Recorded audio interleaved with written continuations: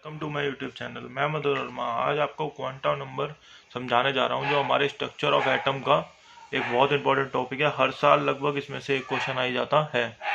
आज मैं आपको इसको ऐसे समझा दूंगा कि आपका क्वेश्चन कभी इससे गलत होगा ही नहीं। ठीक है, तो सबसे पहली बात, क्वांटम नंबर हम यूज़ किसके लिए करते हैं? इलेक्ट्रॉन के लिए यूज़ करते हैं, इलेक्ट्रॉन की पोजिशन के लिए। ठीक है, अब देखो, आपको मानना है कि आपका जो इलेक्ट्रॉन है ना, वो आपका दोस्त है। एक कौन है? आपका एक दोस्त है। ठीक है, और आपका एक दोस्त है, वो दोस्त आपका स्कूल में बना। ठीक है, अब आपको किसी दिन कुछ काम है और आपको उसके घर पे जाना है। कहाँ जाना है? उसके घर पे जाना है। ठीक है, उसने आपको अपना एड्रेस बता दिया। क्या बता दिया? एड्रेस बस लिखवा दिया कि मैं यहाँ रहता हूँ। अब आप सबसे पहले क्या करोगे? आप सबसे पहले उसकी कॉलोनी में जाओगे। कॉलोनी में जाके फिर आप सबसे पहले उसका क्या करोगे?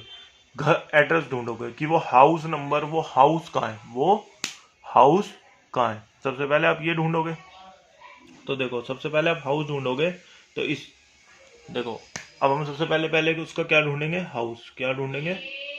हाउस। ठीक है, तो इसके लिए हमारे पास साइंटिफिक टर्म में सबसे पहला क्वांटम नंबर आता है, जिसे हम कहते हैं प्रिंसिपल क्वांटम नंबर। ठीक है, जिसे हम कहते हैं प्रिंसिपल क्वांटम नंबर। देखो, इसे डिनोट किस चीज से करते हैं हम? किस मतलब टर्म से डिनोट करते हैं? Small N. किससे डिनोट करते हैं? Small n. ठीक है, और ये हमारे को बताता किस बारे में? ये हमारे को बताता है कि इलेक्ट्रॉन जो है वो किस शेल या ऑर्बिट। देखो, शेल का और ऑर्बिट का मतलब यहाँ पे एक होता है। ठीक है, क्या होता है? शेल और ऑर्बिट जो है एक ही है। प्रिंसिपल क्वांटम नंबर हमें बताता है कि जो इलेक्ट्रॉन है वो किस शेल या किस ऑर्बिट में प्रेजेंट है। जैसे कि आप ये देखो, ये न्यूक्लियस हो गया हमारा, ये पहला शेल हो गया, ये दूसरा शेल हो गया, ये तीसरा शेल हो गया। तो पहले शेल का क्या होगा? प्रिंसिपल क्वांटम नंबर, इसका 1, इसका 2, इसका 3। और हम शेल्स को नाम कैसे देते हैं? सबसे इनर मोस्ट ये के होता है, फिर एल, फिर एम। देखो, ऐसे देते हैं के एल एम एन। कहां से? अंदर से बाहर की तरफ, इनसाइड टू आउटसाइड। ठीक है, इनसाइड टू आउटसाइड। ठीक है, यहां तक आपको समझ आया? जैसे कि हमें बोल दिया गया कि किसी इलेक्ट्रॉन का प्रिंसिपल जो क्वांटम नंबर है वो क्या है? 1 है। तो हम समझ जाएंगे कि वो कहाँ प्रेजेंट है? के ऑर्बिटल में।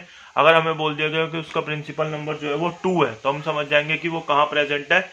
एल ऑर्बिट या शेल में। देखो, अभी इसमें आपको क्या करना है? क्वांटम नंबर में जो टर्म्स है वो अच्छे से समझनी है।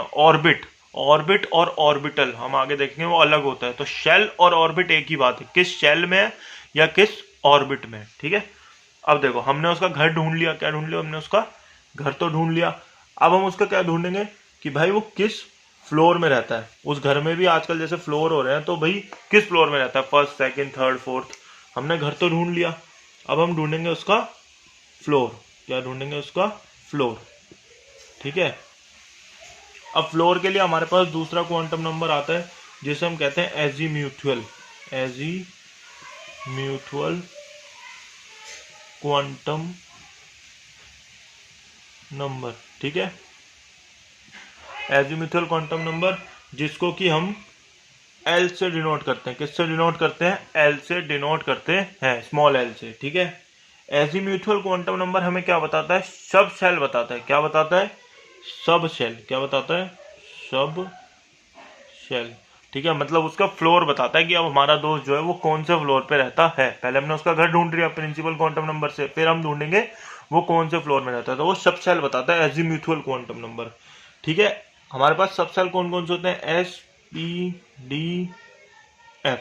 ठीक है, एस के लिए ये 0 होती है इसकी वैल्यू, पी के लिए 1, इसके लिए 2, इसके लिए 3। ठीक है, समझ आ गया? एस, पी, डी, एफ, इन सब के लिए एस के लिए 0 वैल्यू होती है एजीम्यूथुअल क्वांटम नंबर की, पी के लिए 1, डी के लिए 2 और एफ के लिए 3। तो जैसे कि आपको बोले कि वो 1 मतलब 1 दे दे कि प्रिंसिपल क्वांटम नंबर की वैल्यू है, तो मतलब वो के ऑर्बिट में हमारे पास और शेल में, के शेल में। फिर वो हमें देगा सब शेल की वैल्यू, जिससे हम उसका और डिस्क्रिप्शन निकाल पाए कि वो कौन से सब शेल में है। सब शेल क्या होता है, देखो जैसे मैंने भी आपको बताया था कि ये हो गया हमारा एक ऑर्बिट, ठीक है। तो इसमें ये मान लो हमारा सेकंड ऑर्बिट है, क्या है, सेकंड ऑर्बिट है, ठीक है। अंदर भी एक ऑर्बिट मान लो, सेकंड ऑर्बिट है ये हमारा।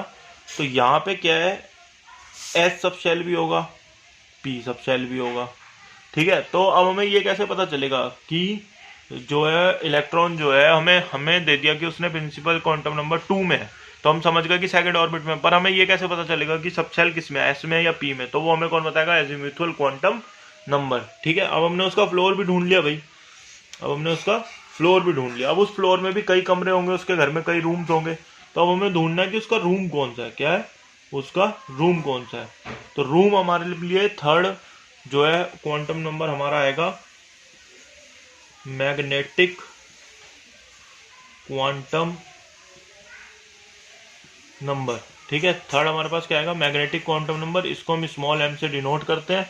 ये हमें किसके बारे में बताएगा, ऑर्बिटल, किसके बारे में, ऑर्बिटल के बारे में। और इसकी वैल्यू जो होती है m की वैल्यू प्लस l से लेके, सॉरी इधर हम माइनस लेंगे, माइनस l से लेके प्लस l तक जाती है, ठीक है। माइनस l से लेके प्लस l तक जाती है। तो अब देखो इसको समझो आपकी ऑर्बिटल क्या होता है। ऑर्बिट जैसे मैंने भी आपको बताया था कि जो हमारे पास होता है सब शेल, जैसे आप मान लो ये है हमारे पास पी सब शेल, क्या है, पी सब शेल है, ठीक है।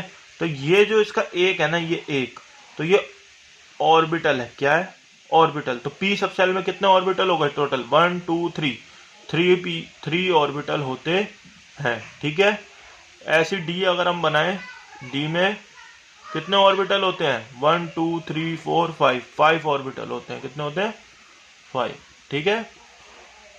तो जैसे ही हमारे को कोई ये बोल देगा कि वो -1 में है या 0, देखो इसकी वैल्यू क्या आएगी, पी के लिए जो होती है सब शेल की वैल्यू क्या होती है, या एल की वैल्यू क्या होती है, 1 होती है। तो ये किस किस चीज से जाएगा, देखो मैं आगे समझाता हूँ। मतलब इसके पास एम की क्या क्या वैल्यू हो सकती है, पी के पास देखो ये 3 हो गए, तो -1 हो सकती है, 0 हो सकती है और +1 हो सकती है। अब किसी ने हमें बोल दिया कि पी सब शेल है और उसमें -1 ऑर्बिटल है, तो हम समझ जाएंगे कि कौन सा ऑर्बिटल है, मतलब एक ऑर्बिटल की बात कर रही है, किसी भी एक, जरूरी नहीं है -1 ये होगा, 0 ये होगा, 1 होगा, कुछ भी हो, कोई भी नंबर किधर भी हो सकता है, पर हम समझ जाएंगे कि किसी एक ऑर्बिटल की बात कर रहा है, ठीक है। और अब सबसे लास्ट में हम क्या देखते हैं, अब हमने उसका रूम भी ढूंढ लिया भाई। अब हम अंदर घुसेंगे तो हम ये देख रहे होंगे कि वो बैठ के पढ़ रहा है या लेट के सो रहा है। तो क्या देखेंगे, या तो स्टडी कर रहा है या स्लीप कर रहा है, लेटा हुआ है। तो ये हमें कौन बताएगा, ये हमें बताएगा फोर्थ क्वांटम नंबर, जिसे हम कहते हैं स्पिन क्वांटम नंबर, ठीक है। स्पिन क्वांटम नंबर जो है स्मॉल s से डिनोट किया जाता है।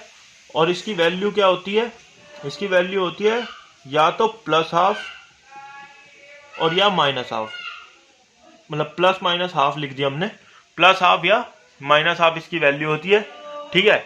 इसका मतलब क्या होता है, जैसे एक ऑर्बिटल की बात कर रहा है तो एक ऑर्बिटल में भी हमें ये बताएगा ना, या तो इस तरीके से रोटेट कर रहा है क्लॉकवाइज या एंटी क्लॉकवाइज इलेक्ट्रॉन रोटेट कर रहा है। तो वो हमें कौन बताता है कि हमारा दोस्त सो रहा है या बैठा हुआ है, वो हमें बताता है उसकी पोजीशन, कि वो क्लॉकवाइज, अगर इलेक्ट्रॉन के हिसाब से देखें तो उसकी पोजीशन, कि वो क्लॉकवाइज मूव कर रहा है एक ऑर्बिटल के अंदर या एंटी क्लॉकवाइज, वो हमें बताता है स्पिन क्वांटम नंबर, जो हमारा सबसे लास्ट क्वांटम नंबर है। तो इस तरीके से हमें चलना है। सबसे पहले उसका हम घर ढूंढेंगे, फिर फ्लोर ढूंढेंगे, फिर रूम ढूंढेंगे, फिर देखेंगे कि वो बैठ के पढ़ रहा है या सो रहा है। तो आपको, मेरे को लगता है कि बहुत अच्छे से क्वांटम नंबर अब समझ आ गए होंगे। और इसी तरीके से आप कोई भी क्वेश्चन, थोड़े से क्वेश्चन प्रैक्टिस कर लेना, PYQs वगैरह, तो सारे क्वेश्चन आपके बन जाएंगे। क्वांटम नंबर में बस इतना ही था। अगर आपको ये वीडियो अच्छी लगी हो तो इसे लाइक करना, अपने दोस्तों के साथ शेयर करना और मेरे चैनल को सब्सक्राइब कर देना और बेल आइकन को भी प्रेस कर देना, जिससे आपके पास नई वीडियोस की नोटिफिकेशन आ जाए। Thank you.